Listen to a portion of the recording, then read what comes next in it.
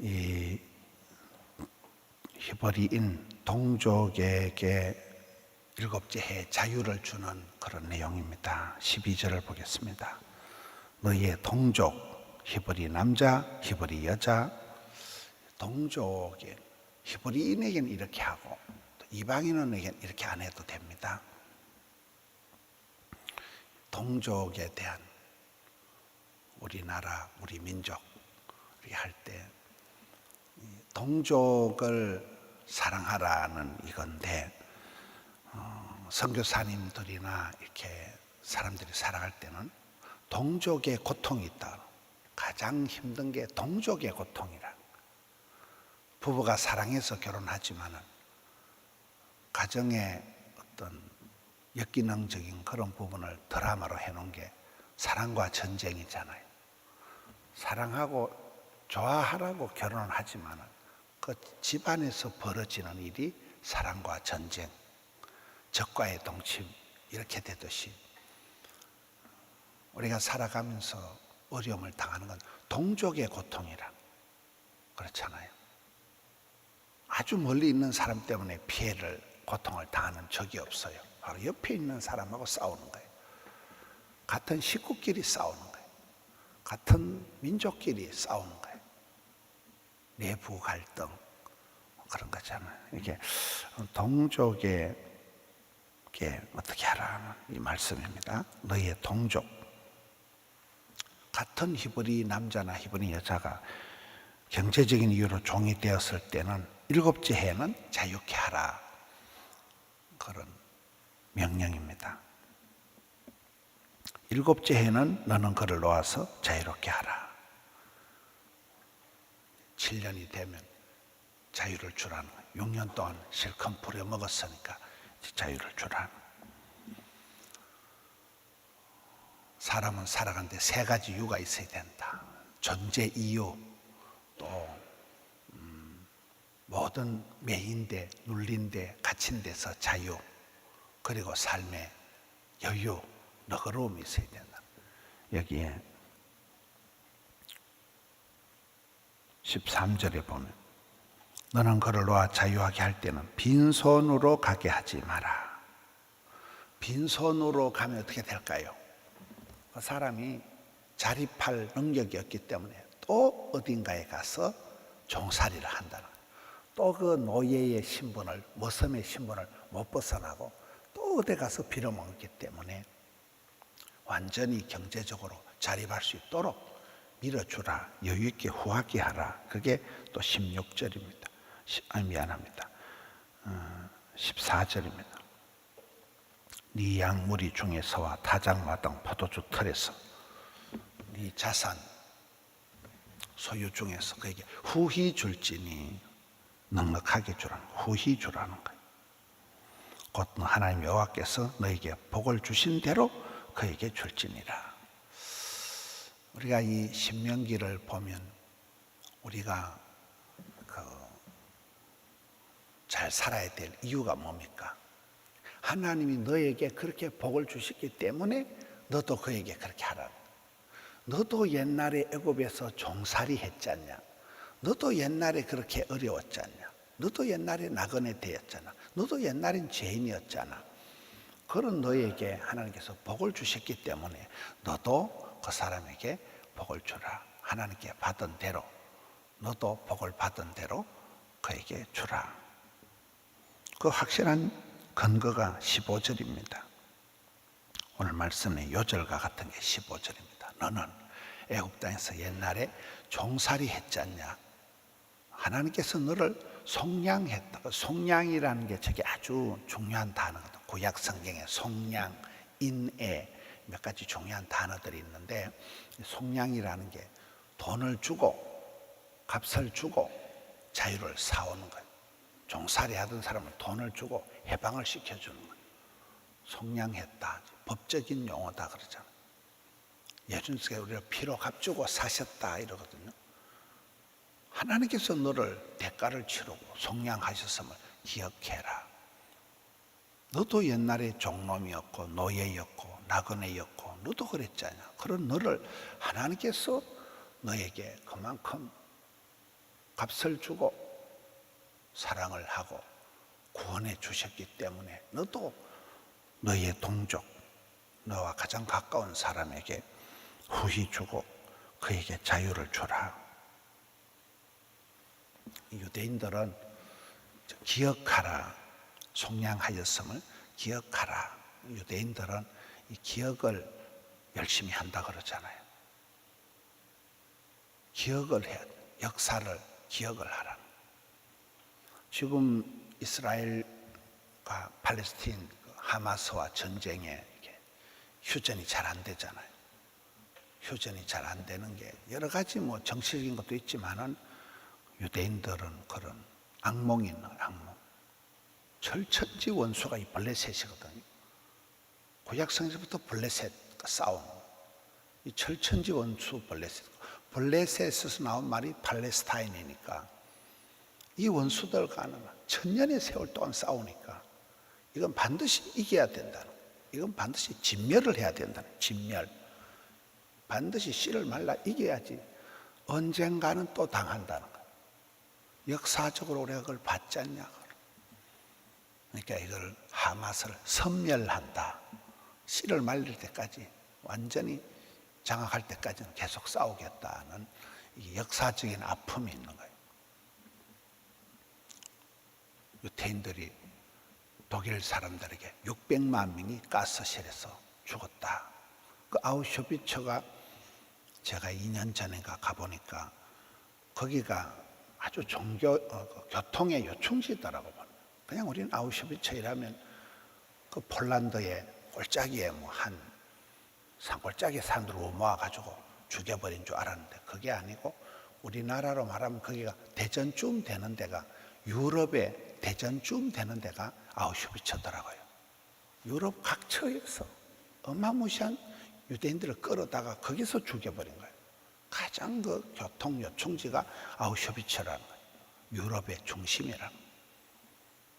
그런 아픔이 있으니까 그게 다 끌어모아가지고 600만 명이라는 어마무시한 동족을 죽여버린 곳이 그곳이기 때문에 아우슈비츠에 고등학생들은 다 거기 수학여행을 가는 거예요.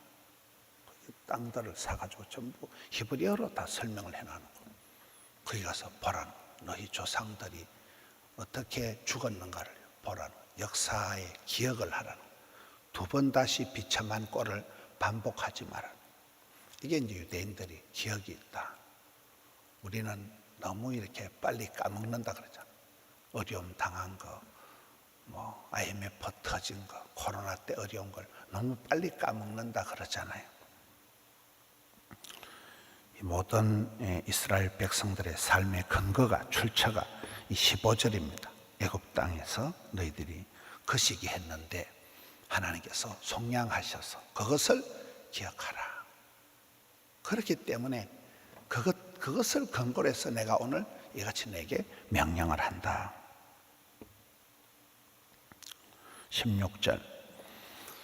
16절부터는 이게 만일 종이 된 사람이 해방을 원하지 않으면 그대로 남아있기를 원하면 송곳으로 길을 뚫러서 영구히 종이 되게 하라는 게 16절, 17절 말씀입니다. 충분히 그 본인의 어떤 의사를 존중하라는 거예요. 여러분, 어떨 때는 종이 더 편해요. 일을 시키는 대감마님이 건강할까요? 일을 하는 머슴이 더 건강할까요? 대부분 사극을 보면 대감마님은 대꼬바리 물고 그래가지고 꼬장을 부리고 일하는 머슴은 막 얼굴이 벌게가지고 돼지같이 먹고 막 땀을 질질 흘려가면서 자연운동 다 되니까 일하는 머슴이 건강하지 일 시키는 대감마님이 건강하지 않은 거예요. 이런 어떤 기관에 장이 되면 장으로서의 그런 대장으로서의 책임감과 부담감과 스트레스가 엄청난 거죠. 종놈은 시킨 대로 하면 되는 거예요. 주는 대로 먹으면 되는 거예요. 그러니까 종이 차라리 편할 수가 있는 거예요. 그렇잖아요. 그래서 어떤 사람은 해방을 원치 않는 거예요. 나는 막 평생 막 대감마님 집에 막 모섬할랍니다. 나는 막 평생 이 집에 막 파출부할랍니다. 그럴 때는 여기다 송곳으로 길을 뚫어서 영구히 종이 되게 하라는 게 충분히 그 사람의 입장을 이해를 하라. 그 사람 입장을 배려를 하라. 필요를 따라서 그 사람의 니즈가 뭐라는 거예요. 그 사람이 뭘 원하는 거예요. 그렇잖아요. 우리가 사람을 대할 때 그 사람의 필요를 채워주는 게 중요한 거예요. 우리는 대부분 내 생각대로 하는 거예요. 내 생각대로 이러면 좋아하겠지 하고 하지만 상대방이 원하는 것을 알고 해줘야 되는데 여기에 만일 종이 된 사람이 결코 해방을 원치 않을 때는 그렇게 해라. 19절 네 소와 양의 처음 난 수컷은 구별하여 네 하나님 여호와께 드릴 것이니 여러분이 짐승의 처음 난 수컷을 하나님께 드리라. 이것은 이 수컷을 하나님께 드린다는 것은 모든 생명의 근원이자 시작이자 주인이 하나님이라는 것을 고백하는 거예요. 첫 열매, 첫 수컷을 하나님께서 이 모든 것을 주셨다. 알파 오메가 되시는 것. 상당히 이렇게 구약 성경에 이런 율법들이 근거가 하나님의 속량하시는 사랑, 하나님이 그 자유케 하시는 구원, 그것에 근거해서 너희들도 그렇게 동족을 대하라. 여기에 처음 난 수컷이다. 하나님께서 생명을 주신다. 하늘문을 여시고 태문을 여시고 하나님이 소나 양의 처음 난 수컷이라 할 때 이것은 모든 생명의 근원이자 주인이 하나님이시라는 거, 고백이라는 거예요. 그것을 드리는데 20절에 너와 네 가족은 매년 여호와께서 가진 곳 네 하나님 여호와 앞에서 먹을지니라. 이게 이제 유대인들이 밥상머리에서 베갯머리에서 먹으라. 온 가족이 둘러앉아서 이 하나님 은혜를 헤아리고 감사하고 기쁨으로 나누어 먹으라는 거예요. 하나님 은혜를 기억하라는 거예요. 나누어 먹으라는 이 참 예수님께서도 잡수실 때 기적을 많이 행하신다. 따뜻한 회개를 하라.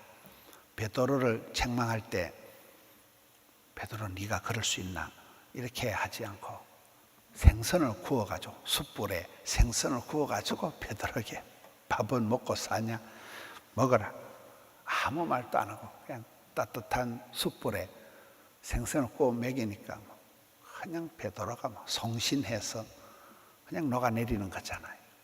따뜻한 해결을 하라. 따뜻한 대화.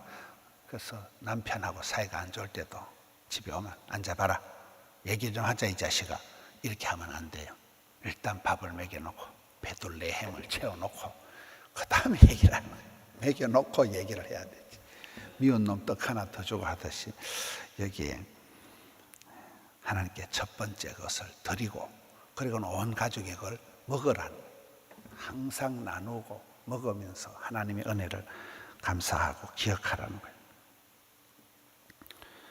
근데 21절에 보면 그 짐승이 흠이 있어서 절거나 눈이 멀었거나 무슨 흠이 있으면 네 하나님 여호와께서 잡아들이지 못할지니 흠 없이 드리라는 거예요. 그걸 부려먹거나 그걸 뭐 털을 깎거나 이래서 손을 대지 마라. 깨끗하게 흠 없는 예물을 드리라. 하나님 앞에 정결한 것을 드리라. 여기에 23절에 오직 피는 먹지 말고 물같이 땅에 쏟을 것이라. 왜 피를 먹지 말라고 할까요? 피는 생명이라는 거예요. 우리 몸의 70%가 피가 물인데 이 물은 생명이라는 거예요. 우리 어릴 때 싸울 때 너 피 볼래? 피를 많이 흘리면 반드시 죽습니다. 출혈, 과다 죽어요. 피가 생명이기 때문에 생명을 귀하게 여기라는 생명 존중 사상을 가져야지. 피는 먹지 마라. 사람을 함부로 하지 마라. 피를, 생명을 소중히 여기라는 거, 그 관점, 피에 대한 거, 자유에 대한 거, 가장 기본적인 거잖아요. 사람이 이렇게 매인데, 눌린데, 갇힌 데서 자유한다. 프리덤, 자유라는 게 가장 중요한 거예요. 해방, 구원, 자유. 이 자유를 너희가 하나님께로부터 속량 자유를 얻었기 때문에 너도 남들에게 그렇게 후히 주고 여유있게 해라. 너희가 생명의 구원을 받은 자들이기 때문에, 영생의 복을 받은 자들이기 때문에 피를 먹지 마라. 또 정결하게 하라. 하나님 앞에 마음을 다하여, 힘을 다하여, 뜻을 다하여 올인, 정결하게 하라. 쓰잘데없는 거, 써다 남은 거 하지 마라. 옛날에 성검술 장로님이 하신 말씀이 있습니다. 목사님, 왜 새벽기도가 중요합니까? 이 새벽기도 시간이 제일 잠이 오는 시간이라. 노름하는 것들도 이 시간에 자빠져 잔대요. 새벽 4시, 5시가 단잠이 오는 시간이라.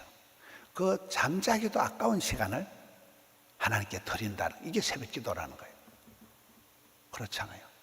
밤새도록 딴짓하고 술 먹고 놀다가 쓰잘데없는 시간, 뭐 할 일 없는 시간에, 허무한 시간에 새벽에 와서 기도나 한번 할까잉? 이게 아니라는 거예요. 잠자기도 아까운 시간. 불면증 환자도 새벽 기도 시간에 잠이 오는데, 그 단잠이 오는 그 금쪽 같은 시간을 새벽을 깨워서 하나님께 드리면 중심을 보신 하나님께서 새벽에 도우신다는 거예요. 홍해가 갈라진 것도 새벽이고, 새벽에 역사가 일어난 거거든요. 새벽에 도우시는 하나님이시거든요. 그래서 성검술 장로님이 새벽 기도가 그래서 중요하다. 다 우리가 늘 수면이 모자라고, 늘 피곤하고 그렇잖아요.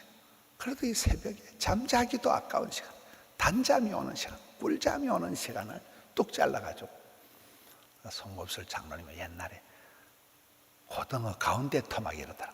손님이 올 때 생선을 드릴 때 가운데 토막을 가장 귀한 손님한테 주지, 대가리나 꼬랑대기는 엄마가 먹는 거잖아요. 가운데 토막을, 금쪽 같은 시간을 하나님께 드리는 게 이 새벽 기도라는 거예요. 성경엔 그런 게 없지만 정신은 이게 다 똑같은 거잖아요. 정성껏 하라. 쓰잘데없는 거, 허물진 걸 주지 말고 가장 귀한 것을 드리라는, 이 신명기에 소소한 율법들 속에 깃들어 있는 그 하나님의 중심, 하나님의 본심, 구원하신 하나님, 사랑과 은혜를 베푸신 하나님, 너희들도 그렇게 선으로 악을 이기고, 너희들도 그렇게 흔들어 넘치게 후히 주고, 그렇게 동족 간에 싸우고 미워하지 말고 사랑하고 존경하고 살아라. 오늘 율법의 말씀을 통해서 하나님의 본심, 하나님의 뜻하심을 기억하고, 우리도 부족하지만 이 땅에서 아버지의 뜻을 이루어 드리는 우리 성도님들 되시기를 축원합니다. 하나님 아버지 감사합니다. 5월의 가정의 달을 지나면서 하나님이 부탁하신 가족을, 동족을 사랑하고 섬겨야 되지만 오히려 가까운 가족 때문에 고통당하고 가까운 사람들과 갈등하며 그렇게 살아갑니다. 주여 불쌍히 여겨 주시옵소서. 저희들의 마음들을 만져 주시옵소서. 주의 기쁨이 되기를 원합니다. 축복의 통로가 되기를 원합니다. 주님 손에 붙들려서 아름답게 쓰임받기를 원합니다. 가정마다 주여 은혜를 베풀어 주시옵소서. 동족의 고통이 아니라 동족의 자유를, 동족의 기쁨을 누리게 하여 주시옵소서. 할 수 있거든 이 믿음의 가정들에게, 형제 자매들에게 주의 사랑의 증거자, 통로자, 전달자가 되게 해 주시옵소서. 오늘 또 어린이 축제, 어린이 드림 축제일입니다.